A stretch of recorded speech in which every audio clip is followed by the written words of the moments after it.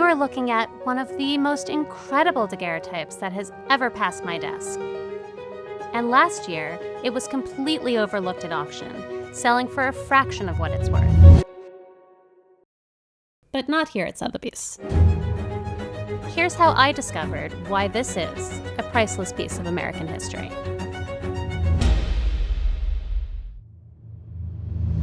A couple months ago, a client gave me a call and said, I have something that I think you'll want to see. And the only thing he would tell me is that it's a daguerreotype, the earliest form of photography.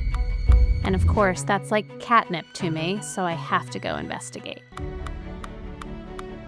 So I went to see the piece, and he presents it to me and says, open it up.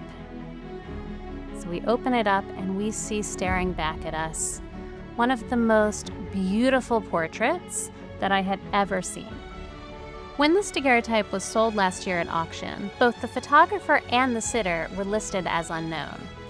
But both of those details are crucial to understanding its importance and its value. What really catches my eye is that along the edge here, you see P. Haas N.Y. etched into the plate. My spidey sense went off because, of course, P. Haas is Philip Haas. Philip Haas was one of the most successful daguerreotypists of his time, and everyone came to his studio in Washington, D.C.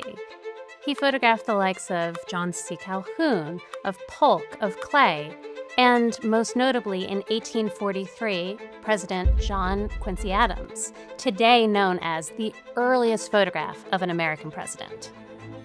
Okay, so it's a really great daguerreotype. It's a great portrait by a known maker, but who is the sitter, and when is it from? As is often the case, what is behind a photograph is just as important as what's on the front. So let's take this out of the case. Voila! And inside, which was not noted before, is this incredible inscription.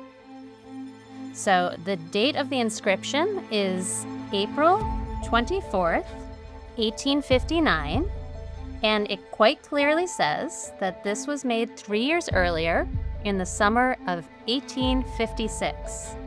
And indeed, the person who made this inscription says, "My dear professor." So who is my dear professor? After extensive research, we were able to confirm that it's George Boyer Vachon, one of the most underappreciated figures in 19th century American history. He was an abolitionist, he was a linguist, he was a poet. He was the first licensed Black attorney in New York State in 1848.